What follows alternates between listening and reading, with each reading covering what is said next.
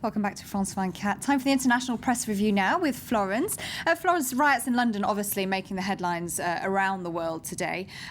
Lots of papers trying to understand how this all came about, right? Absolutely. Now, first of all, let's take a look at the cover of The Guardian, The Battle for London, and there you see it, riots on the streets of Hackney. There's an interesting piece in The Guardian by Stafford Scott, who's a consultant on racial equality and community engagement, and he says that he is appalled by the rioting, but if this comes as a surprise for people, they haven't been paying attention. He says that there's signs, these signs of deep problems within the youth have been simmering, and he tries to provide insight into the mindset of somebody who's willing to smash up their own neighborhood. And he says that young people behave this way when they feel like they have no stake in the neighborhood or no stake in society as a whole. And he says he blames government cuts and youth unemployment, and this could explain why things exploded on Saturday. But he also says that there have been warning signs for a long time that have been ignored as what he calls a black problem. And he attacks what he calls institutional racism within the Met and a difference in treatment for the black community.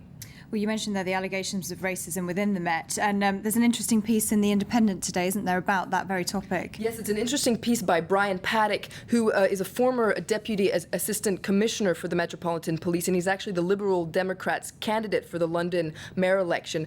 He was a surgeon on the streets during the 1981 Brixton riots, and he says that the black community has a reason to be suspicious because you are 7 times more likely to be stopped and searched if you're black than if you're white. And he says that it's important for the police to show that they're not fighting against the interests of the community, that they're actually for the community. And if they don't, then they'll become the focus of the community hatred. Gosh, 7 times more likely. It's quite a shocking statistic, isn't it? Well, The Independent also tries to understand how things actually managed to get so out of hand, didn't they? This time doing a bit of social psychology. That's right. Now, they talked to Clifford Stott, who's a social psychologist, and he tries to understand how a peaceful demonstration can escalate into such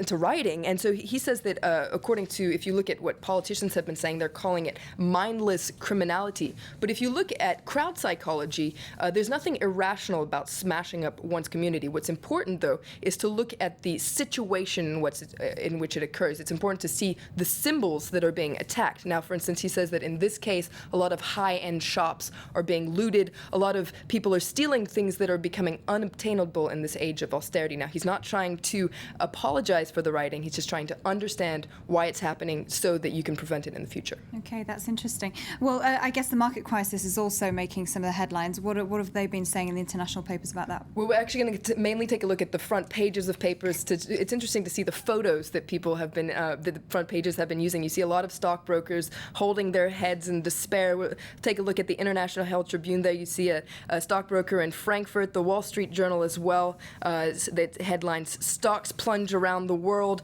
The Washington Post says it's the worst day for markets since 2008. And the Independent actually has a nice little roundup of photos. They call it crash positions. There you see a stockbroker holding his head. Too much to bear, it says, a stressful day for markets across the world. Absolutely. Probably not going to get much better today either. And Syria is getting a bit of attention in the international press, mainly because of the rift between King Abdullah from Saudi Arabia. That's right. Now, the Figaro, the French newspaper, has its editorial is on this issue. It says Syria is a regional linchpin, and it looks at the fact that 5 months into what it's calling a civil war, the rest of the region is starting to take positions. And so we see Saudi Arabia, Kuwait, and Bahrain have declared themselves opposed to the Bashar al-Assad's regime. Now, according to this article, this is a huge change for the region, especially coming from countries that are not so prone to human rights. Now, according to this article, Saudi Arabia is basically trying to make a bet on the region. They're betting on a paradigm shift, and they're hoping to weaken the Syria-Iran alliance. Okay, Florence, interesting stories from the international press today. Thanks for joining us. Do stay tuned. We'll have more news coming up on France 24 very shortly.